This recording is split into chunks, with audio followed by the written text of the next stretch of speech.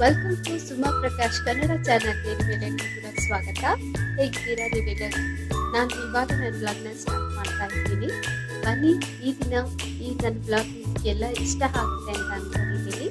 ಯಾಕಂದ್ರೆ ನಾವು ಯಾರಾದರೂ ಮನೆಯಲ್ಲಿ ಸಡನ್ಲಿ ಗೆಸ್ಟ್ ಬಂದರೆ ಏನು ಮಾಡಬೇಕು ಅಂತ ತುಂಬ ಕನ್ಫ್ಯೂಸ್ ಆಗ್ತೇವೆ. ಸೊ ನಮಗೆ ಕಮ್ಮಿ ಸಮಯದಲ್ಲಿ ಒಳ್ಳೆ ತಿಂಡಿ ಮಾಡಿ ಕೊಡ್ಬೇಕಂತ ನಾವು ಯಾವಾಗ ಆಲ್ಮೋಸ್ಟ್ ಯೋಚನೆ ಮಾಡ್ತೇವಲ್ವಾ. ಬಂದಿರುವಂಥ ಗೆಸ್ಟ್ನ ಖುಷಿ ಪಡಿಸ್ಬೇಕು ಮತ್ತು ಟೈಮ್ ಕೂಡ ಸೇವ್ ಆಗಬೇಕು ಮತ್ತು ಈಸಿಯಾಗೂ ಇರಬೇಕು. ಆ ಥರ ಇರುವಂಥ ಒಂದು ಒಳ್ಳೆ ಡಿಶ್ನ ನಾನಿವತ್ತು ನಾನು ವಿಡಿಯೋದಲ್ಲಿ ಮಾಡ್ತಾ ಇದ್ದೀನಿ. ಏನಂದರೆ ಇದು ಮಕ್ಕಳಿಗೂ ಕೂಡ ತುಂಬ healthy and very tasty carrot halwa. ತುಂಬ ಈಸಿ, ಏಕೆಂದರೆ ಇದನ್ನು ಒಂದು 15-20 ಮಿನಿಟ್ಸಲ್ಲೇ ಕೂಡ ನಾವು ಇದನ್ನು ಮಾಡಿಬಿಡ್ಬೋದು. It's very nice and very tasty ಆಗಿರುವಂಥ ಕ್ಯಾರೆಟ್ ಹಲ್ವನ ಯಾವ ರೀತಿ ಮಾಡೋದು ಅಂತ ನಾನು ವಿಡಿಯೋದಲ್ಲಿ ನಾನು ಇವಾಗ ತೋರಿಸ್ತೇನೆ.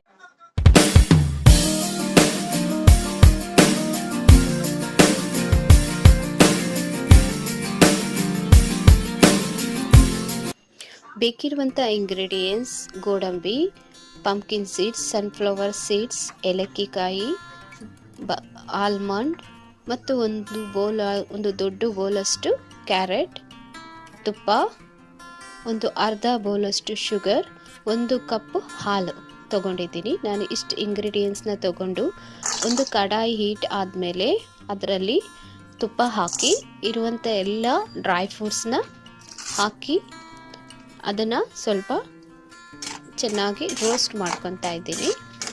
ನಾವು ಮಕ್ಕಳಿಗೆ ಡ್ರೈ ಫ್ರೂಟ್ಸ್ ಕೊಡೋದ್ರಿಂದ ಮಕ್ಕಳಿಗೆ ಬ್ರೈನ್ ತುಂಬ ಚೆನ್ನಾಗಿ ವರ್ಕ್ ಆಗುತ್ತೆ, ತುಂಬ ಹೆಲ್ತಿ ಕೂಡ. ಮತ್ತು ಅದೇ ಎಣ್ಣೆಗೆ ನಾವು ಕ್ಯಾರೆಟನ್ನು ಹಾಕಿ ಕ್ಯಾರೆಟ್ನ ಸ್ವಲ್ಪ ಚೆನ್ನಾಗಿ ಬ್ರೌನ್ ಕಲರ್ ಬರೋ ತನಕ, ಹಸಿ ಸ್ಮೆಲ್ ಹೋಗೋ ತನಕ ಅದನ್ನು ಫ್ರೈ ಮಾಡ್ಕೊಳ್ಬೇಕು. ಫ್ರೈ ಮಾಡಾದಮೇಲೆ ಅದಕ್ಕೆ ಒಂದು ಅರ್ಧ ಬೌಲಷ್ಟು ಶುಗರನ್ನು ಆ್ಯಡ್ ಮಾಡ್ಕೊಳ್ಬೇಕು. ಅದು ಆ್ಯಡ್ ಆದಮೇಲೆ ಒಂದು ಅರ್ಧ ಕಪ್ಪಷ್ಟು ಹಾಲನ್ನ ಹಾಕ್ತಾಯಿದ್ದೀನಿ. ಹಾಲು ಹಾಕಿ ಹಾಲು ಫುಲ್ಲು ಡ್ರೈ ಆಗಿ ಅದು ಫುಲ್ಲು ಬಾಯ್ಲ್ ಆದಮೇಲೆ ನಾವು ಫ್ರೈ ಮಾಡಿ ಇಟ್ಕೊಂಡಿರುವಂಥ ಡ್ರೈ ಫ್ರೂಟ್ಸ್ನ ಆ್ಯಡ್ ಮಾಡ್ತಾ ಇದ್ದೀನಿ.